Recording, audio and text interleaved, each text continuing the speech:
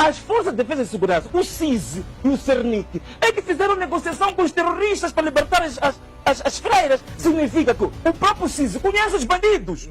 O Estado moçambicano conhece quem são os rostos e com quem falar perante os terroristas. Somos, nos últimos 30 anos, um dos maiores corredores de droga do mundo. E o ponto de chegada em Moçambique era justamente Cabo Delgado. A droga que é produzida a partir do Afeganistão passa por Paquistão, entra pelo Corno da África, vem, entra em Moçambique a partir de Cabo Delgado. E isto é feito nos últimos 30 anos. O governo sabia disso. As pessoas do terrorismo no Cabo Delgado, os comandantes, são conhecidos. Em Cabo Delgado, eles sabem quem são. Mas eu conheço jornalistas que têm contato de comandantes do terrorismo, que costumam ligar para eles e fazer entrevistas. As pessoas são conhecidas. O termo terrorista já foi usado para identificar a Frelimo. A Frelimo já foi chamada de terrorista. A Renamo também já foi chamada de terrorista. Nós somos, nos últimos 30 anos, um dos maiores corredores de droga do mundo. E o ponto de chegada em Moçambique era justamente Cabo Delgado. A droga que é produzida a partir do Afeganistão passa por Paquistão, entra pelo Corno da África, vem, entra em Moçambique a partir de Cabo Delgado. E isto é feito nos últimos 30 anos. O governo sabia disto. Mas a grande questão é que o crime organizado estava ligado também a altas figuras das Forças de Defesa e Segurança. Significa que aqueles que deviam garantir a segurança do país eram os promotores e protetores do crime organizado ligado à heroína que vinha do Médio Oriente. Então, tudo isto, o crime organizado ligado à exploração dos recursos naturais, o crime organizado ligado aos corredores de droga mundiais, tudo isto, e com grandes contingentes de pessoas que vinham dos grandes lagos, que vinham do Corno da África, isto criou em Cabo Delgado uma espécie de um país dentro de outro país. E, por outro lado, a falta de investimento do próprio Estado, digamos, em termos de educação, em termos de saúde, em termos de serviços básicos, isso também criou um sentimento de exclusão completa daquela população. Então, o que isto acaba criando? Isto acaba criando condições objetivas para que, quando começa a grande escalada dos recursos naturais, haja aqui uma população que não se identifica nem tão pouco com o Estado oficial.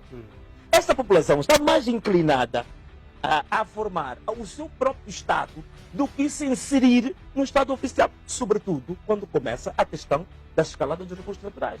Então, aqui é que está, digamos, uma base que é preciso nós analisarmos e termos consciência de que isto também é um dos fatores propiciadores para que haja muitos jovens que se associam a esta causa.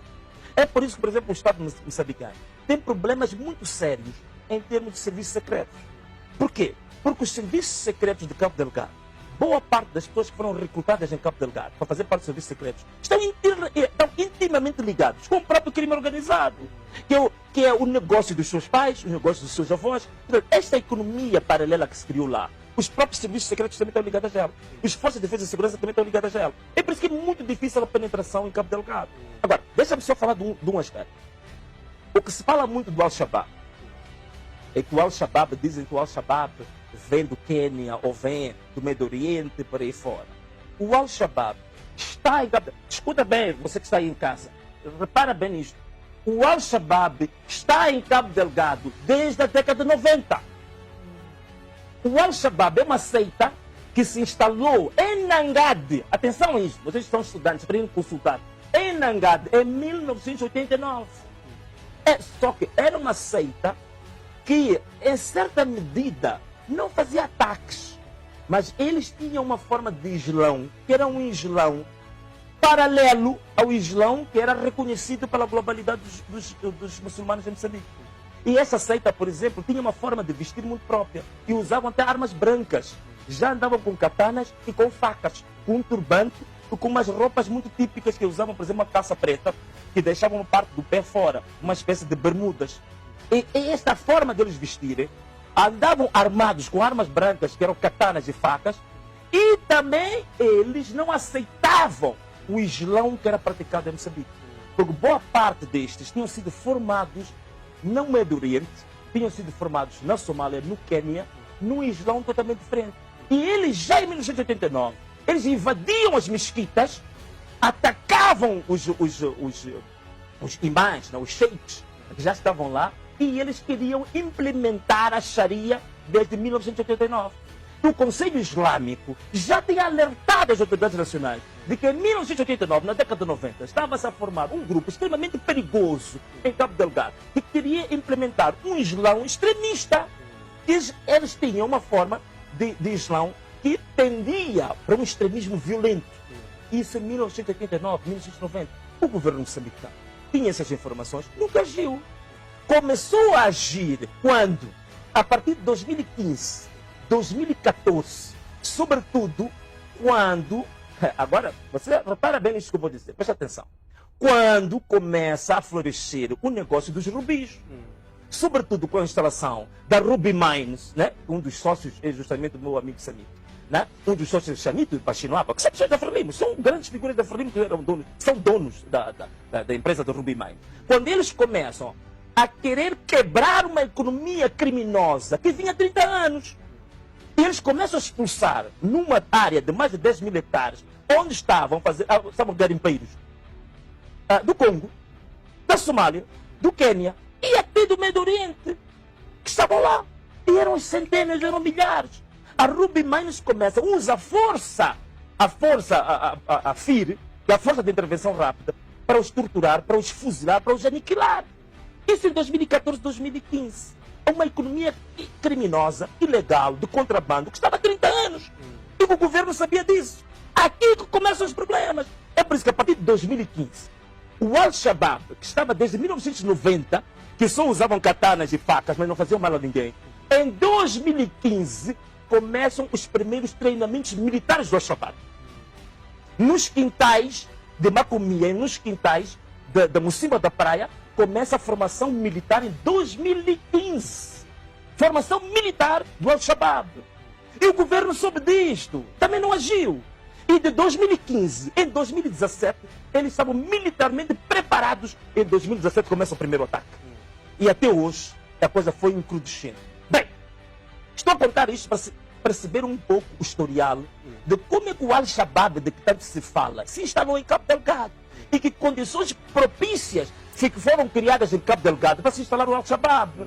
Tantas condições, é falta de políticas públicas, isolamento daquela província, desprezo total e completo daquela província. E atenção, é uma província perigosa, porque ela está muito dividida do ponto de vista religioso. O conflito e a divisão entre os cristãos e os muçulmanos é muito acentuado em Cabo Delgado. É diferente daqui de Maputo. Nós convivemos com os muçulmanos abertamente. Em Cabo Delgado isso é um problema sério, seríssimo. A costa e o Oriente e o interior estão divididos de uma forma muito acentuada. Então, esta que é mais ou menos, na minha opinião, as grandes questões que acabam propiciando o alargamento, o alastramento do terrorismo. Logicamente que, ao crescer isto, claro que o terrorismo internacional naturalmente vai fazendo ligações, vai fazendo aquilo. Parece que tem que aumentar um pouco o ar-condicionado. Noto de que estou a transpirar cada vez mais. Mas tudo bem, se calhar é para poupar um bocadinho o custo da energia, mas já acredito que o Massano vai resolver isso. Mas bem, como estamos aqui a falar, então, basicamente é isto que leva ao encrudescimento da questão do terrorismo se instalar em Cabo Delgado. E depois, aqui há outra questão também, é que esta história dos sem rosto é outra falsidade. As pessoas que estão, digamos, na linha da frente dos vários, porque o terrorismo também são vários grupos isolados. Eles têm uma rede de contatos, mas são grupos pequenos, que eles se instalam, é por isso que é muito difícil combatê-lo, porque eles não são um exército formal, que fazem ataques e confrontações daquelas, digamos, clássicas, né? Eles fazem pequenos ataques em pequenos grupos, e esses grupos facilmente têm grande mobilidade, e eles podem fazer ataques e depois, digamos, dispersar-se com muita grande facilidade. Então, a história dos sem rosto ficou provada. Não vou me alargar muito nisso. Quem quiser, é só pegar nos estudos da OMR, do professor Dr. João Feixó, vai encontrar nomes concretos. Existem as pessoas. As pessoas do terrorismo no Cabo Delgado, os comandantes, são conhecidos. Em Cabo Delgado, eles sabem quem são. As pessoas são conhecidas, não são sem rostos, coisa nenhuma. Daí que eu sou a favor, só para terminar, mas sabe, eu sou a favor daqueles que, por exemplo, hoje defendem que é necessário começar a estreitar a possibilidade de haver diálogo com eles. Porque as pessoas são conhecidas. Essa história de sem rosto, isso é falso. Os nomes são muito bem conhecidos. No estudo da OMR tem uma lista muito grande sobre quem são. E eu até conheço jornalistas que ligam todos os dias. Não vou dizer aqui para proteger os jornalistas. Bom, espero que depois não me persigam a mim. Mas eu conheço jornalistas que têm contato de comandantes do terrorismo, que costumam ligar para eles e fazer entrevistas. As pessoas são conhecidas. Então, temos que acabar com essa história de que são serros, são pessoas conhecidas. Muitos deles são naturais ali da zona, sobretudo da zona costeira. Macomia, Mocima da Praia, Kisanga. Muitos deles estão ligados e são os comandantes deste movimento. Então, é possível haver diálogo com eles. Temos que acabar com isso. Na era colonial também, a Frelimo foi entendida como terrorista. Mas é uma coisa, o termo terrorista, ainda bem que estamos falando disso, o termo terrorista já foi usado para identificar a Frelimo. A Frelimo já foi chamada terrorista, até havia um termo já um pouco mais trabalhado, dizia os turras. Quando diziam turras, estavam a dizer a Frelimo, que eram terroristas. A Renamo também já foi chamada de terrorista. Hoje, este movimento que está em Cabo Delgado também são chamados de terroristas. Então, se alguma coisa nós temos que aprender aqui. Né? Alguma coisa temos que aprender aqui. Portanto, eu sou a favor de analisar-se a possibilidade de haver laços para o diálogo com essa gente.